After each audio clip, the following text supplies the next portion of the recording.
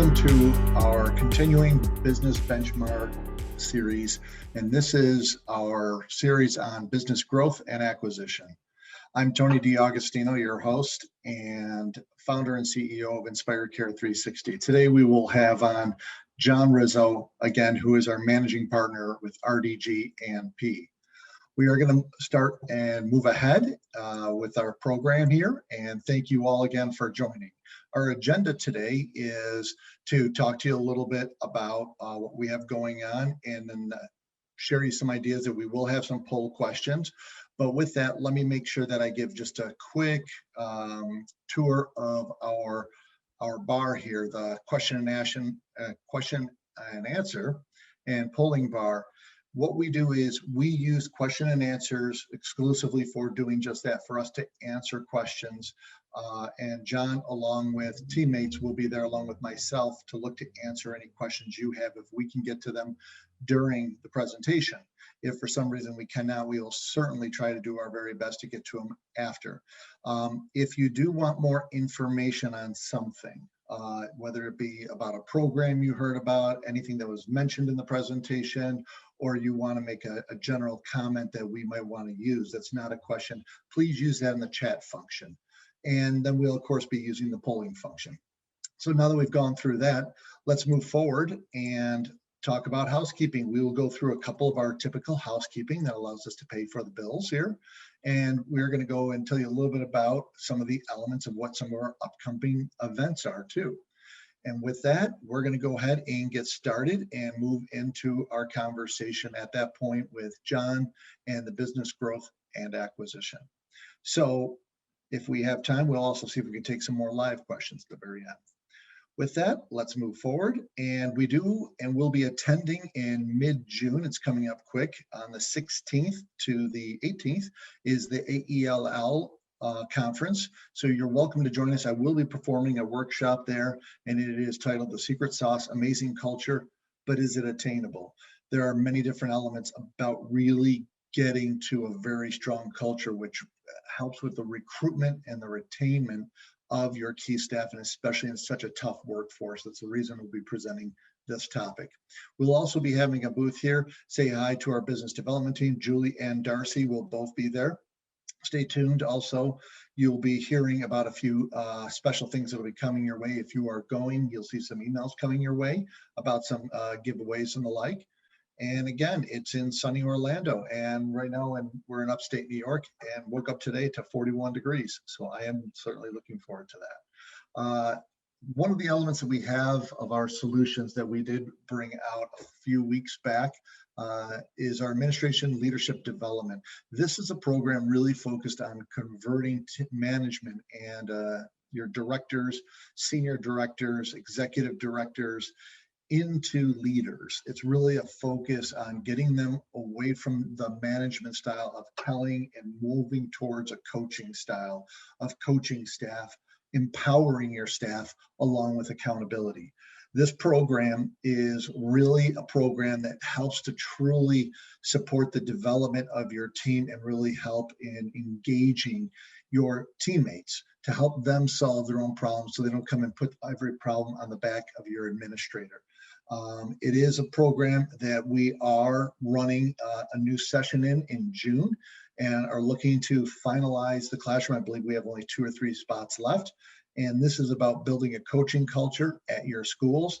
This significantly, hopefully, will help you reduce turnover as well as increase recruitment and hopefully get to that great culture. It is something that we really believe in this 8-week and actually 9-week now program. It's a one-time 9-week program that is very thoughtful in getting your people up to speed.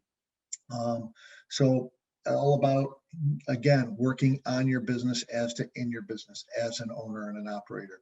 And of course, we have been rolling this out for a number of months and have had really strong responses to our Healthy Advantage program. Again, very affordable program, meets many of the different requirements out there for your staff, for yourself, hopefully, and for the federal government. It is affordable as well as flexible with very low payments to get you beyond the basics of healthcare for your staff, as well as managing your budgets for what it is to pay for premiums for your teammates.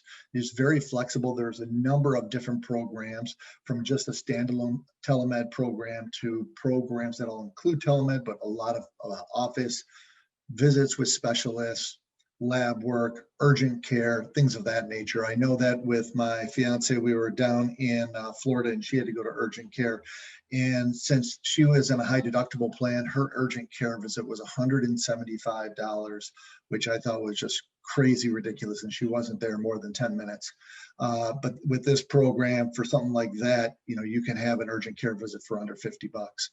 And then it's very easy implemented. One of the challenges that we have when we roll out healthcare benefits is the fact that we as owner operators are oftentimes responsible for making sure it gets rolled out properly to everybody without discrimination testing, all the different elements that it needs to meet for the criteria, not only for the insurance, but for the Department of Labor, both state and federal requirements, and also meeting the requirements of the Affordable Care Act.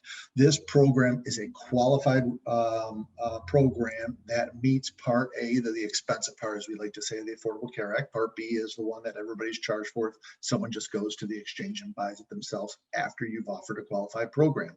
So this is a great program to really help you recruit and retain in such a difficult job market. It is a key differentiator, relatively inexpensive, but just the fact of it being so appreciated of having healthcare today for our staff is something that's almost a must at this point. And so let's move forward. We have another executive webinar series coming up. This is Leading Effective School Tours. Now, you may have met, or some of you may have, with Jessica before. She has presented at one or two conferences that I have been to, but she has come off just amazing. She's had a standing ovation at most of them, and she's done a fantastic job. She's very focused on both the strategy and the tactics of what it takes to prepare your schools for tours and ensuring that they go very well, not only from your administrative team, but from your teaching staff, and how it can all work to come together to ensure your brand has a very solid experience time and again. Coming up June 8th at 1:30 p.m. So with that said, we have our next in our series of our business benchmark series. So this is number 2. Number 3 will be coming up, and this is your ECE. That's for our child care centers and our early education or Montessori or Reggio programs, our business profitability. Speaking really about how to get really to profitability around pricing, aging, write-offs, looking at a number of different things across what we started in our first business series around looking at your general ledger, looking at what your P&L says, and how to now really focusing on what we call putting on your oxygen mask first, meaning that if you as an owner operator are not in a good position and your focus is just trying to make the kids happy, you'll come to find out that the teachers aren't that happy, the families aren't that happy, and you are not that happy. So this is really about if we can help you get to a profitable center, a stable, profitable environment for one or all of your schools, it really helps you stabilize and then provide from everybody within your ecosystem of early care and learning. So we'll be talking about that on June 29th. Please be sure to mark that on your calendar, and obviously you'll get registrations coming out. So with that said, let's go ahead and get started, and welcome John to the call for our business benchmark series number 2. John, if you want to pop on for us, we'll go ahead and get started. And there he is. How you doing? Thanks, Tony. How's it going? I like the new pictures. Well, hey, I don't know how we got it of you, but Missy did a good job. She really killed it with getting the good photos. And as long as we keep them black and white, these two Italian ethnic background guys come across looking not too bad. Yeah, you can't see the wrinkles, so that's good. Exactly. So I'm going to hand over sharing to you so you can go ahead and do a share. Got it. All right. Let me share my presentation here. Okay, everyone should be able to see that now. So we'll get started. So thanks, Tony. Thanks, everyone. We're excited to be here again to present this month And today we're going to talk about growth and acquisition. So I know this is a topic that probably most of you have already been involved with. So hopefully we'll hit some key points here for you as you look at opportunities to grow your business, sell, acquire a business, and whatnot. As Tony mentioned, I'm the presenter today, John Rizzo. I also have Rob Spatola from our team in the background answering questions. He just whipped the slide together in 9 minutes, by the way. So we have content, more recent content that just hit. So thanks to Rob for that. If you have any questions, like Tony mentioned, put it in the Q&A and we'll get them answered for you. Here's our agenda. So we're going to go through financial projections, then valuing your business, the M&A, which is merger and acquisition, step-by-step process, different financing options that exist when you're buying a business, and then any Q&A at the end. Like I mentioned, we can cover live with you if we have remaining questions. So let's start with financial projections. We touched on this a little bit last time when we went over KPIs, your key performance indicators for your business. So everything starts, and we'll get into this poll in a second, but everything starts with good records. And we mentioned that last time with KPIs. So we're going to talk more and more about keeping good records, keeping accurate information. Before we dive into financial projections, Tony's going to put a poll up here. And basically the question is, do you currently have a 3 to 5 year budget? And I would kind of even tweak to say, do you currently have a budget? You know, what we're trying to get into in it here is how many businesses out there actually budget. So we'll give you some time to complete this one. Yeah, we have about 50% coming in. You know, I will tell you that when we look at a budget, we talked in our last session about just having an annual budget. So John, you know, you're going to talk about it here about 3 to 5 years. So hopefully you get to what is the difference between just setting up one annually as well as going so far out as 3 to 5 years in today's world. Yep. We have about 70%. So we're going to close down in 5 seconds. 5, 4, 3, 2, 1. All right, we're going to end the poll and let's share the results. All right, so about 40% have a budget, a 3 to 5 year budget, and 60% don't. This doesn't surprise me. I expected it to be less than 50%. And that's why we're doing this webinar, to talk about the importance of budgeting and growth and valuing your business. So let's move on here. I'll close that out on my end. So like Tony mentioned, so what is the importance of having a longer term budget versus just a 1 year budget? Well, if you're looking to sell your business, a lot of times businesses are valued on future cash flow. So it's not necessarily what you're doing today or even what you've done in the past.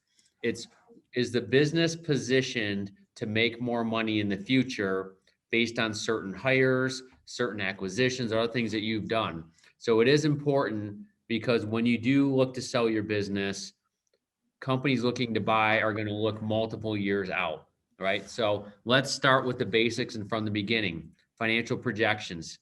How do you even prepare them? So first of all, minimal financial reports are needed to manage your business. So number one, you need a balance sheet, you need an income statement, you need a statement of cash flows, you need sales reports, you need payroll reports. There's so many other reports that you can have here financially, but these are the minimum required financial reports that you will need in order to manage your business. It's funny, I tell the story a lot. I met with a client several years ago, and their bank had asked them for a balance sheet, and they asked the bank they asked me if they could purchase a balance sheet at Staples, right? So they didn't even know what a balance sheet was. So you need to be in tune with where you're at financially with your business and understand these reports, and not just say, well, I know I have a certain amount of dollars in the bank, so I'm good, right? You need to know the reports that are important. And your financial projections are prepared and produced from these reports. So you can't just sit down and do a financial projection without this information. Okay, like I mentioned, businesses are valued on prior and future cash flow. So it's important to know where you stand from a cash flow perspective. In the end, a buyer is going to look at, if I were to pay $1 million for this business, how long will it take me to get my $1 million back? And then how long after that will I get more than $1 million? That's the simple way to describe how you would value a business and if it's a good deal or not for you, right? So in preparing financial projections, you can start with your current financials, and you need a list of assumptions, right? You can't just kind of spit out numbers on a sheet of paper. So a good place to start was from our last webinar is your KPIs. Review your KPIs, set KPI goals, and then you can back into your numbers based on your KPIs. Revenue growth rates. So a lot of times you can project, we plan to grow 3%, 5%. You can look at the past really to determine the future. In this case, if you've always grown by 10% or more per year, then there's a good chance you will grow for 10% or more the next couple of years at least. So look at your trends there to decide, okay, on the top line, how do we grow revenue? But then you need certain assumptions. What's our capacity? Do we need more capacity? How many kids do we have currently? How much room do we have to add more kids? All right, so there's a lot that goes into the sales portion of your projections. Labor, right? So let's focus on the big items. Sales is a key item. Labor is another key item. How many people do we have? How many people do we need? If our revenue goes up by a certain percentage, how much labor will we have to add? And what are those costs, right? So there's a lot you can do here in projecting labor. Then you get into kind of what, the rest of the costs, reviewing your fixed costs. So rent is a fixed cost, right? That number per your lease doesn't change. So you know what that cost is going to be. So you go through your list of fixed costs. Now, these are easier to map out based on history, because fixed costs really don't change a lot. Variable costs, that's different, right? So look through your variable costs. If historically your variable costs go up 5% when your revenue goes up 10%, and it gives you an idea of how to project the variable costs. So you break everything into buckets between revenue, labor, fixed costs, variable costs, right? And then you might have bigger items. For example, capital expenditures. You may have to do a build out in your office. You may have to add something outside like a parking lot or a playground. So you can project when those costs will hit from a cash flow perspective in the year that you think they will hit. So here's just some points on getting you started with a financial projection that is very important in determining your value and ultimately important in if you're actually were to sell your practice. Hey, John, you Yep. mentioned that the current financials and list of your assumptions. And as you went through this, one of the things that you did mention, which seemed like almost like a cheat sheet, that is, if you are keeping decent books, that you can look at your historical trends to sort of predict your future trends. Is that an accurate statement? Yeah, absolutely. Yeah, I mean, So, so it's best to compare yourself to yourself first. okay. You know your trends. You can look at what you've done. You know the areas where you think you can improve, and you go from there. How do you handle a year like we've had with the COVID year, and we've had such a challenge with revenue may have been down. However, we had an influx for some of us with PPP. Some of us will start getting some ERC money. There's grant money, things of that nature. It's been a really wonky year right now. So when you look at this sort of anomaly of a year and say that whether you're looking to acquire businesses and you're on the other side of it looking at other childcare business, or you're considering succession out of your own, how do you look at a wonky year like this past lockdown year? Yeah, basically, a lot of the merger acquisition deals we've done this year, most buyers have thrown out 2020 altogether, haven't even looked at it or, relied on it at all.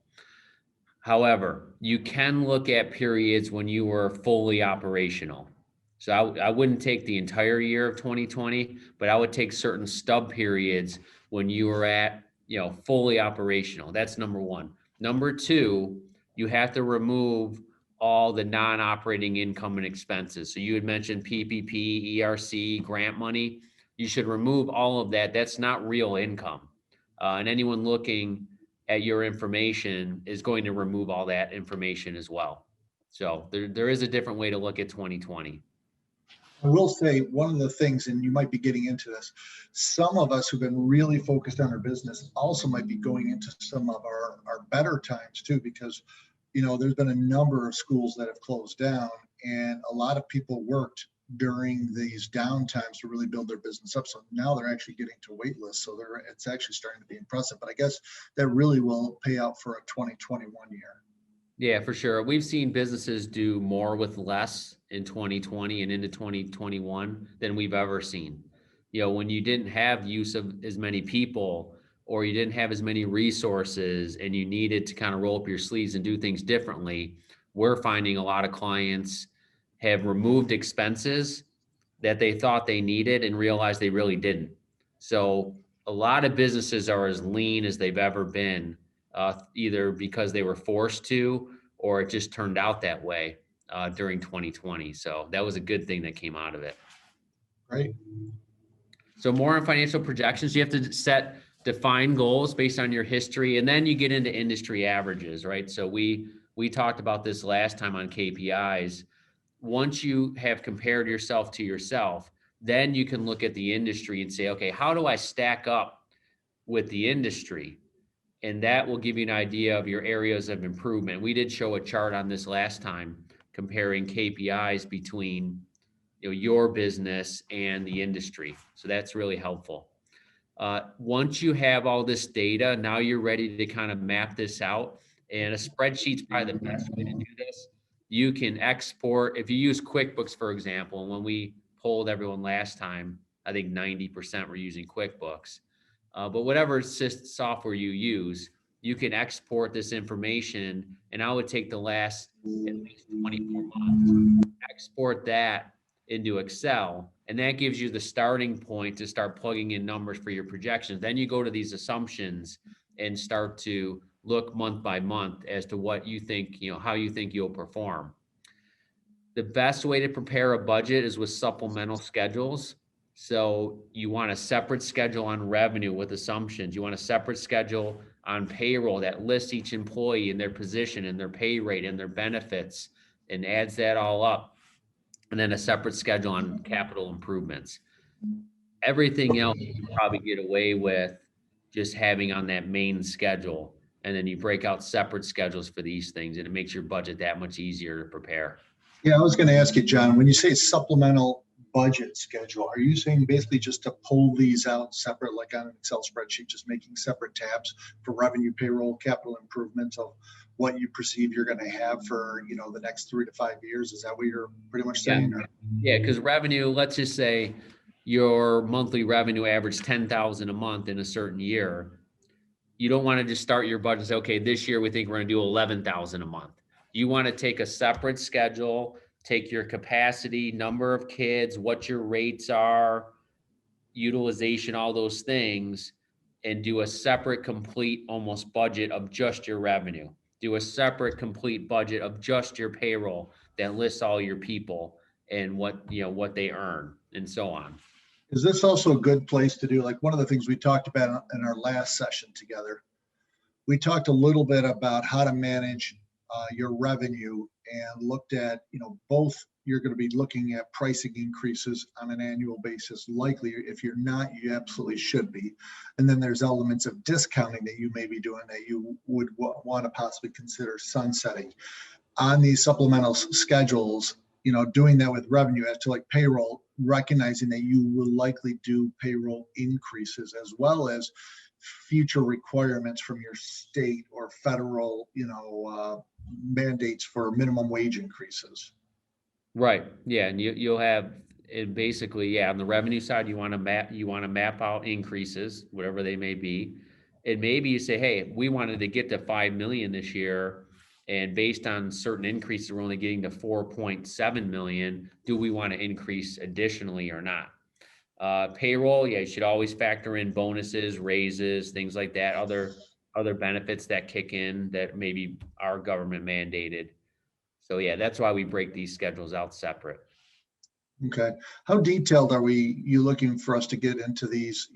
Is it just straightforward, just pulling it out to just get a ballpark on it? Or, like, are we looking at like worker comp rates or like, our unemployment insurance, which is really just, all over the place these days? Labor, you should know, is as specific as you can get. Because Okay. that's how we're breaking these out. I mean, the other ones you can use estimates of a 3 or 5%, office supplies, you can increase by 3 to 5%. That usually stays in line. But things like these, you want to spend more time on. Okay. All right. So that's step one, good books and records, financial projections, And that's more working on your business than in your business. So very important as a step one. So now that we have this information, we have financials, we have a balance sheet, P&L, cash flow statement, we have a budget, we have a 3 to 5 year projection. Now we could actually start the process of valuing our business. So with that, we have a poll. Have you ever had a valuation performed on your business? So have you either worked on one with your accountant?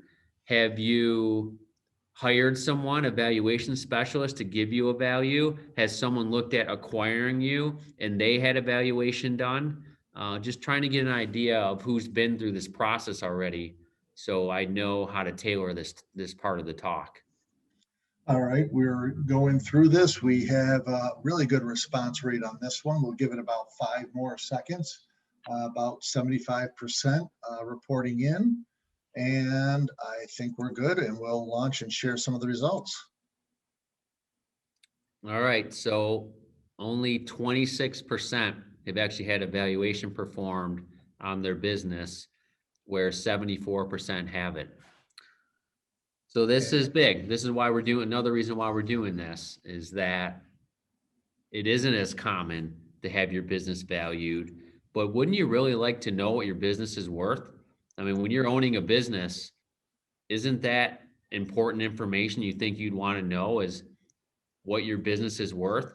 You know what your bank account says personally, what your investment account says personally. So that value is easy to find. But this, for most of you, could be, the most valuable asset that you own. So it's important to know and update this at least on a couple times a year, so you have an idea that you're actually heading in the right direction as far as that. John, Yep. to ask about it, when you look at, have you ever had a valuation performed on your business?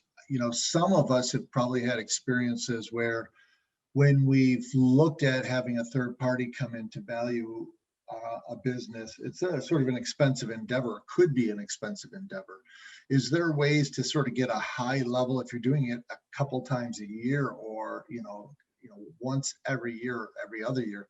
Is there a way to sort of do a cursory valuation as to doing like a really in-depth valuation, or are they both the same? Well, I will say, Tony, you're always very good at setting up the material before we dive into it, because we're going to get into this stuff. But yes, there's some pretty straightforward formulas that once you have them set up, you can follow those. You don't need to spend $5,000 to $10,000 for a business valuation specialist. And to be honest, there's a lot of fluff in a business valuation. You could change an assumption or two, and that changes the value significantly. But there is a certain playbook in how you calculate business values, and specifically in your industry, there's a certain way to do it. And these are some of the things we want to go through today, so that you can walk away from this talk today and have a formula that you can use to at least determine the value of your business as it stands today. Right? So with that, we're going to talk about Ebitda. And a lot of you probably don't know what that is and what it stands for. So we're going to start with that. So businesses are typically sold based on some multiple of Ebitda. So what you first do is calculate what is your Ebitda, and then what are the multiples that businesses generally sell for in your region based on your size and your industry. So you take that Ebitda number and multiply it times that number. So there is an impact of real estate. So that kind of changes the game here, because real estate is worth what it's worth generally. It's either worth, there's different components that go into valuing real estate. And we're really not going to talk a lot today about valuing real estate. But real estate is valued based on the income it produces, number one, and then based on the components of the building, the size of the building, the location of the building, the strength of the tenant in the building, which in this case would be you. So real estate would be valued separate of this Ebitda calculation for your operating business. So I just want to make sure that was clear, that if you own the property in addition to the operating company that's in that property, we would have to separately value the real estate from the operating business. So we're going to talk about the operating business. So what is Ebitda? It's earnings before interest, taxes, depreciation, and amortization. So you can see that EBITDA. All right. So earnings is basically your business profit. So you take your business profit, and we're going to go through a calculation, and then you add back to that any interest, both you add back interest expense and you subtract interest income. So what we're trying to do is take your profit and get to a number that's basically higher than your profit when we remove some of these items that don't really pertain to the operations of your business.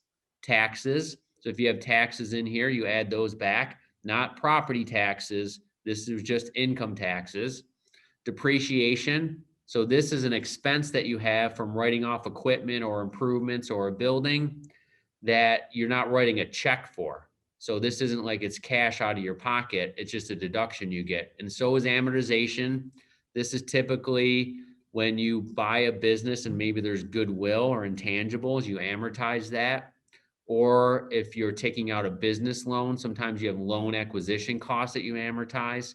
So essentially, you're going to take your earnings and add these things back, and you end up with what we call EBITDA. So that's EBITDA. Now you have what we call adjusted EBITDA. There's different terms for this. Seller discretionary cash flow, adjusted EBITDA are two that are used. But essentially, we all know that small businesses have discretionary expenses that sit in their books, whether it's travel, kids on the payroll, spouse on the payroll, retirement for those people, cell phones that maybe you're not really using for the business, car allowances that aren't integral to the success of the business. So you gather all these additional expenses and you get to a number that we would call either seller discretionary cash flow or adjusted EBITDA. So the goal for you is to make this final number as large as possible, because that means your company is worth more, assuming the number is accurate. All right. So there's kind of step one in calculating, this EBITDA, adjusted EBITDA, seller discretionary cash flow number.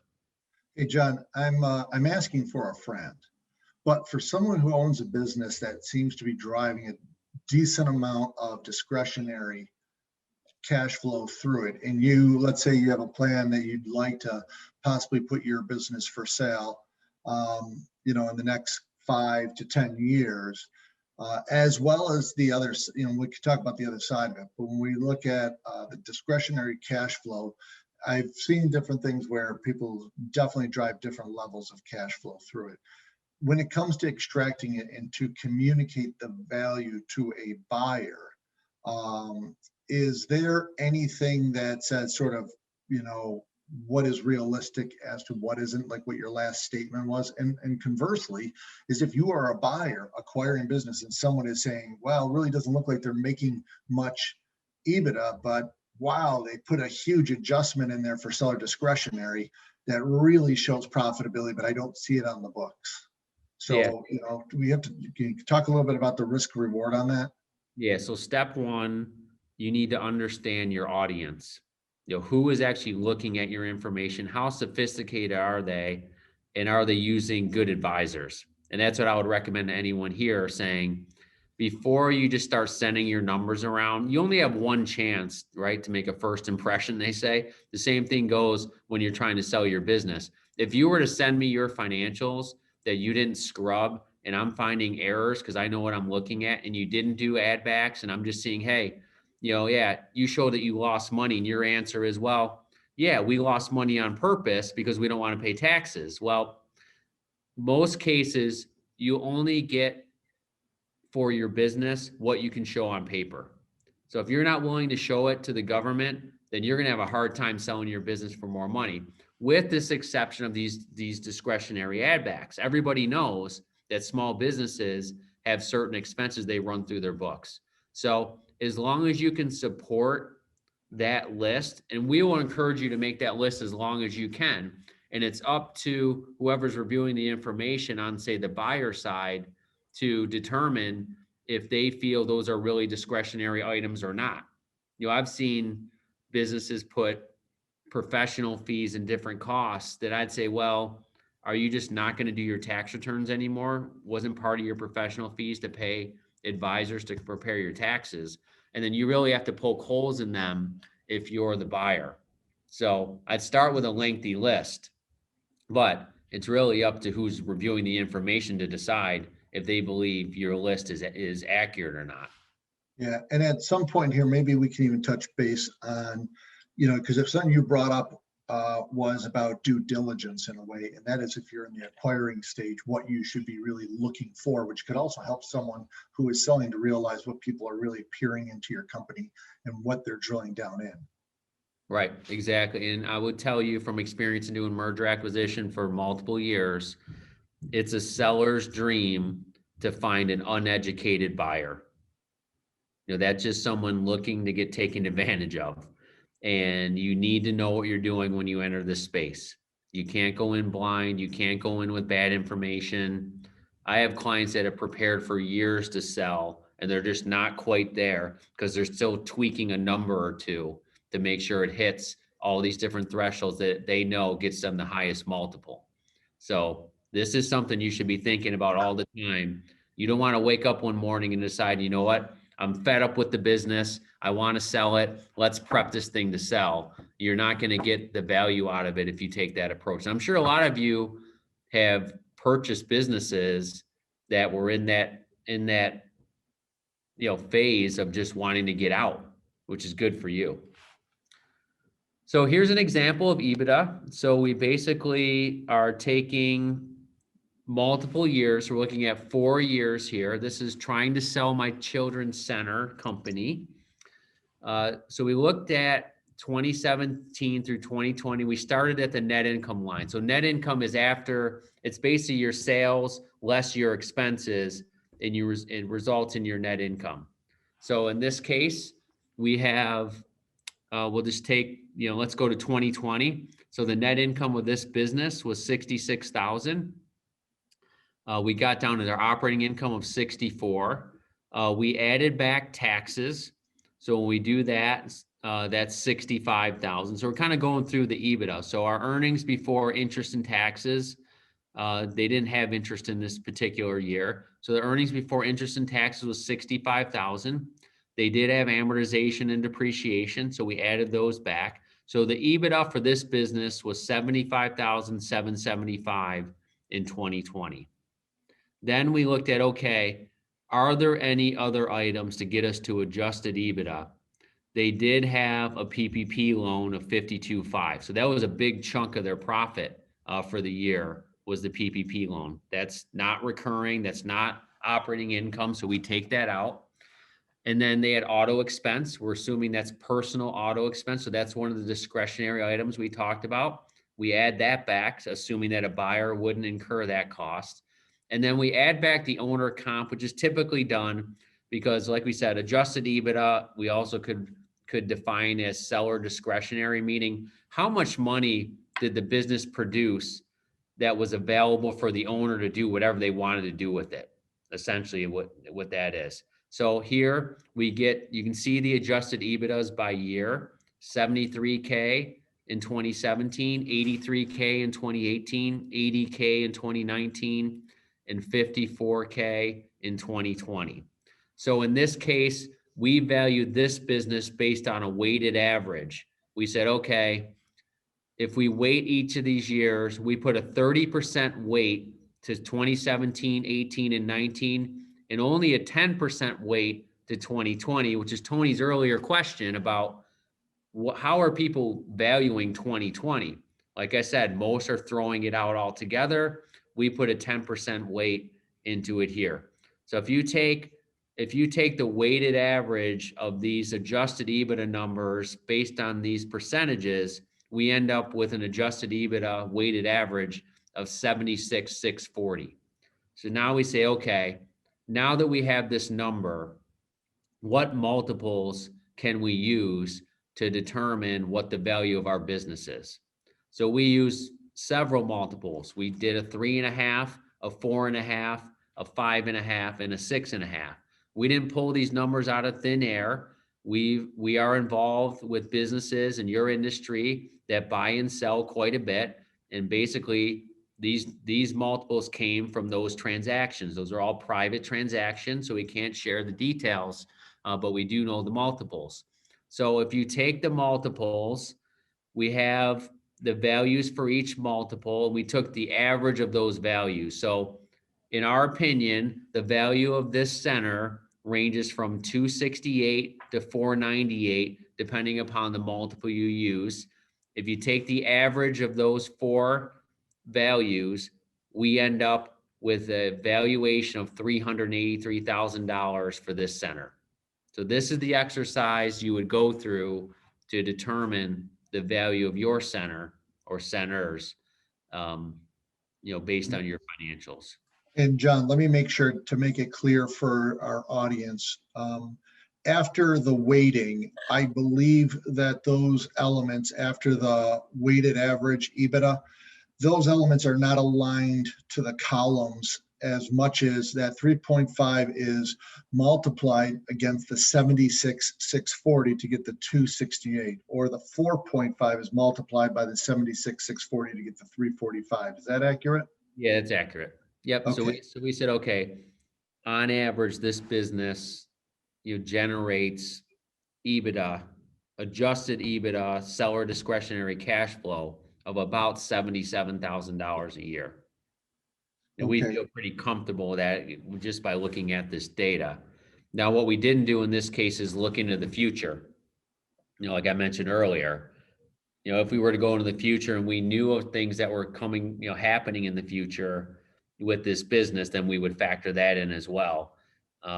And I've never seen someone project, a worse year, when you're looking to buy a business. The projections always look better than the actuals. So that's one extra step you could take here. Absolutely. And so a question for you, when, we are looking at this, and there's elements of what I would say, there is institutional money out there who look to acquire businesses as to being private money, as to being sort of mom and pop money. And do you think that there's any difference in the valuations of the respect for what they are and what they're looking for, depending on who is the type of buyer that might be looking at it? Because there is a lot of roll up that goes on. There's also a number of, private equity that do investments. And then there's other childcare owners, or like you said early on too, is someone who's just trying to get into business. Yeah, absolutely. I mean, what you're referring to are strategic buyers versus non-strategic buyers. Right. So an individual that owns 0 centers today and is interested in buying you is not a strategic buyer. They're going to need whatever cost structure you have. They're going to probably need to keep it the same or very similar. Where a buyer that has 20 centers already, they may have centralized marketing and centralized other administration, and they've already hired Inspire 360 to do a lot of their back end, and they can scale without adding all the costs that a center might have on their own. So that's a strategic buyer. Strategic buyers are willing to pay more. You mentioned venture funds.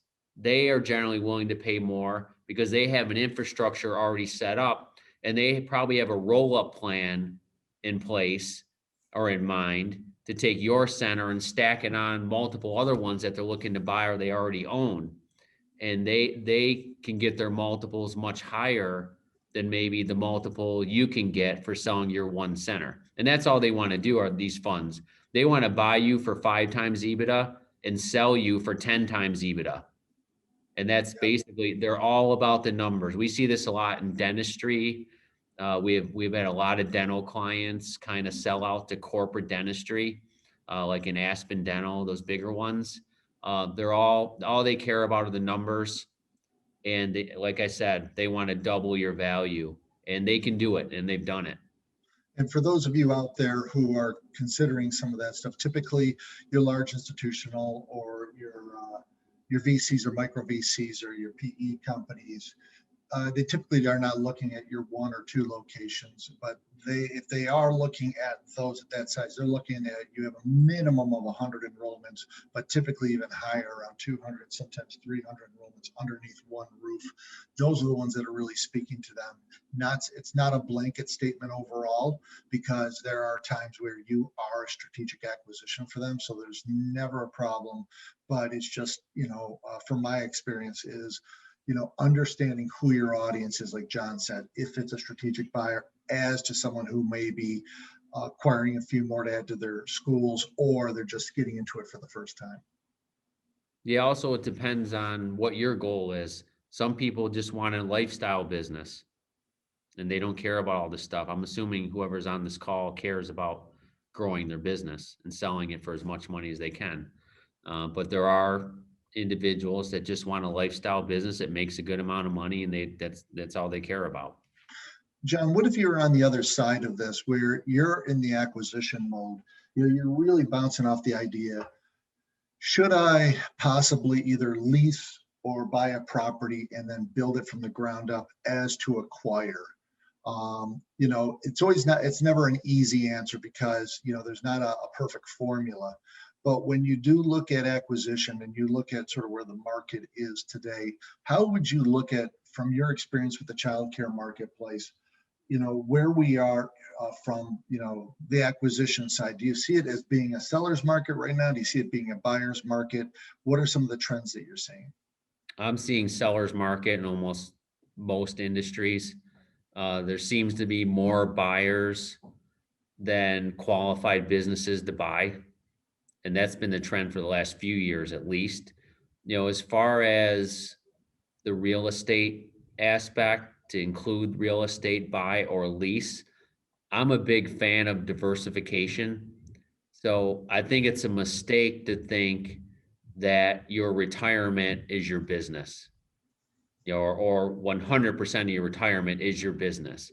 So how do you diversify? Real estate's a great way to do it, where now you own the property, number one. You have a good tenant because your tenant is you. So if you believe in yourself, then you believe you have a good tenant. So, and then worst case, if you were to sell the operating company, you still can keep the building, and now you're a landlord, which is a lot less work than operating a childcare facility. Yeah. So I like, now there are other factors, the location, how long you plan to be in that location, those sorts of things. Like if you ended up with an empty building, that's not fun. So you got to determine all the real estate factors, but the diversification is important. And that's an asset that you can keep for a much longer period of time if you want. Yeah, and you mentioned about sort of like the selling side of it. One of the things that I know that I had the experience with is, out of my portfolio of schools that I own and operate, one of them performed okay, but we only could have so many enrollments. We could not get to 100 enrollments. So I ended up selling the operating business, but kept the property. And lo and behold, we actually made more money as being the landlord than actually operating the business and, being the real estate holder too at the same time. So it actually made more business sense for us to do that because of the size of the facility. So we also had someone who asked, I think Rob answered the question, was saying, multiples, are they multiples dependent on the number of locations that you have, or does it really not matter as much because these are going throughout the industry, whether you had one location or whether you had 6? Number of locations is key. Yes, the multiples do depend on the number of locations, the size do factor in. I don't think it sways significantly. And this is all from industry data. So this next slide, there are other factors to consider and calculations you can run to determine your value. One is multiple sales. These aren't as widely used other than the Ebitda one on the bottom. But you can basically, once you have your numbers, you can run it through all 4 of these calculations to see, okay, what am I worth? So if you're $1 million, if your sales are $1 million, according to this, you're worth 550,000. If I ran all the other numbers, it might say you're worth less. So you can run it through this way: multiple of gross profit, multiple of your seller discretionary income or earnings, and then multiple of Ebitda is here. So these are averages, and really depends where you're located as well, and how large you are and how many centers you have and so forth. There are other factors. This gives you an idea if you just want to run some numbers on a routine basis. Here we looked at 3 specific childcare centers that were sold within our client base. And you'll see that the average, one deal was sold at 5.16 of EBITDA, one was 5.12, and the third was at 6.9. So you can kind of see, and this is where we've come up with different values, and that range that we use of 3.5 to 6.5 kind of covers all of this. But it gives you an idea, rule of thumb, 5 times EBITDA. If you have no other data and you're wondering what you're worth, you're probably worth somewhere around 5 times EBITDA is generally the rule of thumb. So here are some indicators of value and ways to increase your value. So characteristics of valuable, or more, I'd say more valuable centers. Your revenues are $1 million or higher. So these are kind of check marks you can make to see where you're at. Your licensing capacity, like Tony mentioned, is over 200. Your enrollments are over 200. With those, you're going to draw, on average, higher multiples, and you're going to have national providers most likely looking at you at that size. So if that's your goal, is to hit in this area, then you may have some homework to do to get there. Smaller centers, still profitable. Strong operators draw significant value. So if your expenses are online and you're profitable and you're keeping an eye on your books and you're keeping good records and so forth, you will show. This is like selling a house sometimes. If your house is staged and looking nice, then you have a better chance of selling at a higher price than if it's not. You may run into more Main Street buyers here, though, on the smaller side. So it really just depends where you want to be. So that gives you an idea of EBITDA and how you value your business. So now let's go into the merger acquisition step-by-step process. We have a final poll here. Have you ever bought or sold a childcare business? And really what we're getting at here is how many of you acquired your business versus started it from scratch, more or less? Yeah, there tends to be a number of different people out there. Some who had theirs in home and decided to go out and create a group center. There are those who've also had it handed down through the family or purchased within a family. There's those out of mine. I had a different background and I came in and I acquired into the background. But then we have the differentiator too, that you could possibly have been involved with an acquisition where you were not the primary on the acquisition, but you eventually bought it out. So there's a number of different ways, as well as looking at selling. And I think we've got probably about where we're going to end up on the poll here, John. So let me go ahead and share it for you. Okay, so we're kind of right down the middle. 55% have bought or sold, and 45% have not. So half of you started from scratch. So this is good. We're kind of right down the middle. I think that I think was making a bet with you before when we were talking about this poll, and I think I lost that bet because I actually thought there was going to be a few more on the bought and sold side than there is here. But I'm glad to see that there's some people here learning about this. Yep, and it's good. You learn. The best way to scale, they would tell you, is to acquire. But maybe a good way is to start your own, learn everything, kind of make your mistakes there if you're going to make them, and then acquire for growth. Yeah. So with that, let's look at the step-by-step process. So like I mentioned, we do a lot in the M&A space. There are other little sub steps that kind of crawl in here. But if you're looking to buy or sell a business, this is mostly geared towards selling. First thing you would do in selling is you prepare an executive summary and reporting package, right? So you want to make sure your information is in order. Executive summaries could be a couple pages. It talks about your business, the industry, the threats that are out there, the competition that is out there, your competitive advantages, and all those sorts of things. So you want to have this ready to go but don't supply it to anybody yet. Next step, identify qualified buyers or sellers. You know your competition, you know who's out there. Break it down between national providers, funds, individuals, competitors, and have a good list of what you consider a qualified buyer or seller. Once you've identified that list, you would then execute non-disclosure agreements with anyone that you're interested in talking to about your business. This is very important. A lot of people steal information out there. You should not share any information whatsoever until you have an NDA executed with whoever you're talking with. Step 4, at that point, once you have the NDA, you can start to exchange high-level data. Typically, that's a couple years or 3 years of financial statements, maybe your tax returns, maybe a meeting or tour of the facility, but you don't want to go too crazy here because you're just gauging interest. You don't know how qualified all these buyers are completely. And you'll kind of weed out the ones, I'd say you'd weed out the pretenders, I would say, during this process.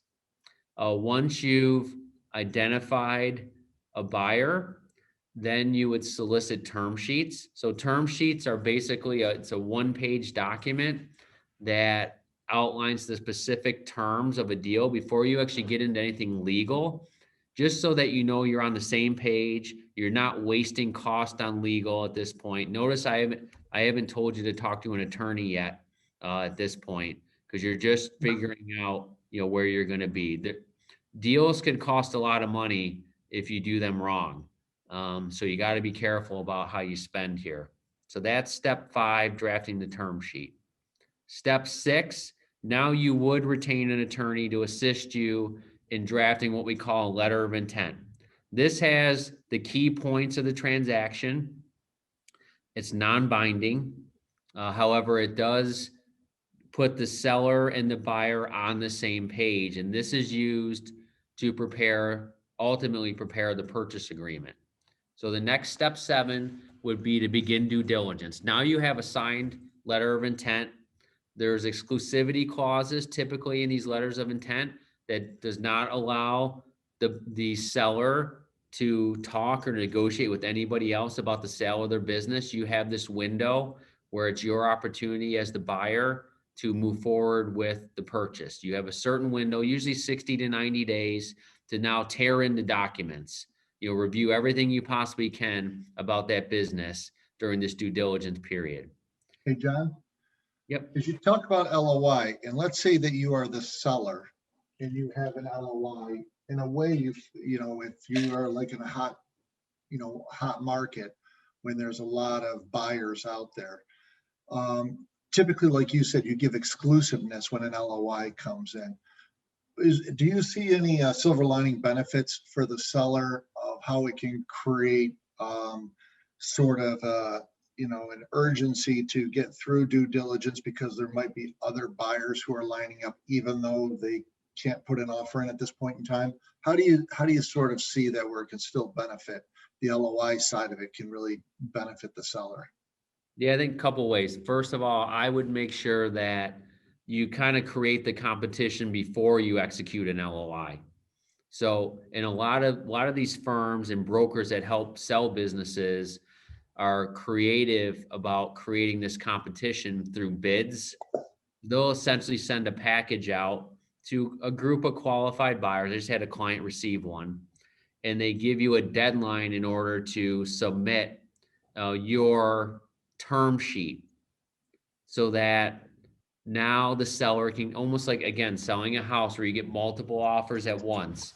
You can review those term sheets and decide who you would like to move forward with based on the term sheets.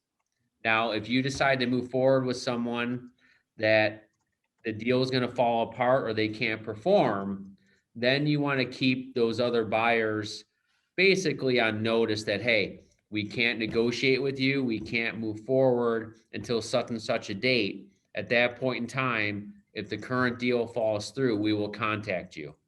And really, you can't share any information other than that at that point. But you can keep them as warm leads on the side, I guess I would say. But there's a way to do this, and a right way to do this and you only get to sell your business once. So you want to do it right. You know, so while this is all happening, financing, how will you actually pay for the business? And when you're selling, how will the buyer pay you? You know, so it's great to have a nice price on a sheet of paper, but if they can't perform financially, then, you know, you need to, you know, make sure that that gets fixed. And we'll talk about financing in a minute here. Hey, Then John, you, just regarding, sorry to cut you off by any means.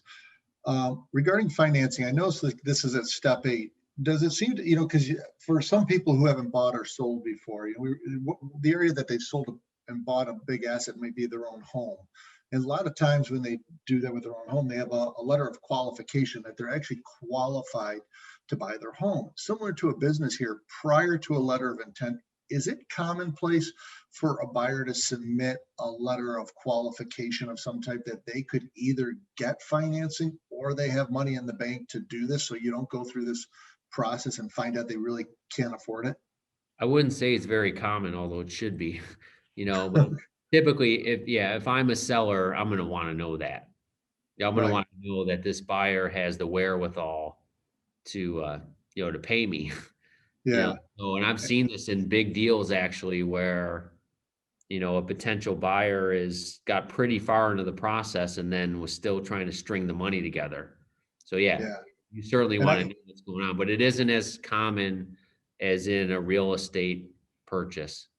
but I do want to let people know, like for instance, when I sold one of my locations and I just sold the business within it, exclusive of the real estate, because I held on to that, that was a requirement I had. I need to have either proof of funds or proof that she could get financing prior to us going too far down the path, just because I didn't want to spend, because due diligence costs you both money, right? It costs not only the buyer money and helps get them on the hook a bit, but it also costs you as the seller money too, because you are going to have to spend time providing them with everything they're requesting.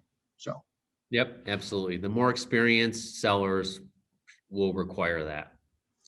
Then you get into the purchase agreement. This is the heavy lift for legal. This is where you'll get into some cost to prepare this, because again, once this agreement is executed, there's no turning back. You have to live with the terms. So by that point, you should know the terms. I wouldn't spend a lot of time on this until you know the deal is going to close and actually happen. I would say more deals don't close than do close, even after LOI. There's cold feet, there's things that happen, there's economic reasons, there's governmental reasons. I'd say, you know, probably 30% of deals actually close. uh, So, so don't think it's in the bag until it's done. And then close the deal. That's your last step. And there's a lot of things that happen then about meeting employees, meeting the families, the customers, the vendors, and then transitioning with the current owner group to make sure that there's a smooth transition, how long they're going to stay on. That all those details are in your purchase agreement and your letter of intent. hey, and John, we're running a little thin on time, but before, one of the elements I wanted to ask you about regarding purchase agreements, there's APAs, asset purchase agreements, and then there's ASAs, an asset share agreement. Do you have any thoughts on, from the buyer or the seller side, of which one tends to be better and why from a buyer as to a seller? Between asset purchase and asset share, Yes. I'm not completely familiar with asset share, but asset purchase agreement is so there's stock deals and there's asset deals. Maybe that's what you're referring to. Yeah, yeah. The asset deals, the asset purchase, the stock deals, the asset share. Right. Yep. So yeah, so there are a lot of factors that go into that. When you're purchasing assets, you're basically setting up your own company and buying just at certain assets of that center and moving them into your company. When you're buying stock or doing asset share agreement, you are inheriting that company as is, the same federal ID number, the same everything. You're also inheriting any potential liabilities that company would have had. Let's say they had an incident 10 years ago. When you buy the shares or the stock, you inherit that liability. Whereas if you just bought the assets, you don't. So that's a legal item to consider. And there are tax considerations as well between an asset deal and a share deal. So you really need to connect with your accountant, on that part of it. So I know we're running out of time here. Just here are some of the financing options that exist. You can work with a bank. You can put in your own money. The seller can actually hold a note on a deal, which if you can get a seller to do that, that's great. They're not typically going to come after you as stringently as a bank would if you default for whatever reason. There's earnouts based on future profits. So you may want $1 million for your business, but all the numbers are saying it's only worth 800,000. Well, you could do an earnout for that other 200,000 and say, hey, if your profit is a certain amount over the next 3 years after I buy you, I'll give you a percentage of that up to the $1 million that you think you're worth. So this is the way to get a deal done, sliding an earnout in there. Or you can raise capital with an investor group. So there's so many ways to finance a transaction. Here are just some of them, and any combination of these could work for your deal. It's not going to be one or the other. Most deals are the first two items. You're putting in your own money and you're borrowing money from the bank, and that's how you get the deal done. Yeah. And just to add into there for everybody out there, there is about, like they say, there's 1,000 ways to skin a cat. And John, if you don't mind backing the slide up just one, one of the things that I've noticed from the different acquisitions that I made, and I've made several, and also even on the sales side, is banks are looking at a equity to debt ratio. So in other words, they want to know how much actual money there is on the table as to how much debt a buyer is going to actually, require. And a lot of bank deals fall apart because there's not a large enough, the ratio isn't tight enough for the bank. So one of the ways to get additional equity on the table oftentimes is to ask for the seller to hold a note, whether it be like a balloon note that might only be a 1 year or 2 year note, or more of an extensive note. I know when sellers, oftentimes, if you're selling, you want to try to wash your hands of it altogether. But sometimes if you have the right buyer who is well financed, you can definitely put some clause into that, but you can definitely get to that equity to debt ratio, which is very important if you are going to be doing and working with a bank. So. Yeah, don't just assume you're going to walk into a bank and they're just going to give you a loan for $1 million. No. Banks like collateral, basically. If you don't have enough collateral, they use programs like the SBA programs. They call that an air ball. If the assets are worth 500,000 and you want to borrow $1 million, then you have a $500,000 air ball, the bank will call it, that they need to somehow get that collateralized. And typically the SBA is how they do it, because that's a government-backed loan where the government will pay if you default. So that gives the bank, the security that they'll actually get paid. Absolutely. And that is a key element for our industry, is because a lot of times we don't have a lot of assets, tables and chairs and, toys and few computers that we have are not like you're buying a manufacturing organization with a floor full of equipment. So, that is a really important part of having your, assets lined up in the value of your organization. Yep. So this we covered last time. Just want to throw it up there again. There's no new information on this, but the child tax credit we're hoping will be advanced to individuals that have children starting July 1st. So we'll report on this probably next webinar, but there's a lot of increases here in this credit, and they're advancing it to you for the first time versus you having to wait until you file your tax return. And then the child dependent care credit, this is even more relevant to your business. $4,000 credit if you have one child. It's up to 50% of your child care expenses for individuals. So whatever your families are spending, if they're spending $8,000 with you, they'll get $4,000 in a credit from the government. If they're spending $16,000 with you for 2 or more kids, they'll get half of that back, $8,000. What children qualify? It's anyone under 13. And what expenses qualify? Daycare centers, which, nannies or nursery school, all qualify. And this does phase out based on the individual's income. So if their income is between 125 and 400, once you hit 400, the credit goes away altogether.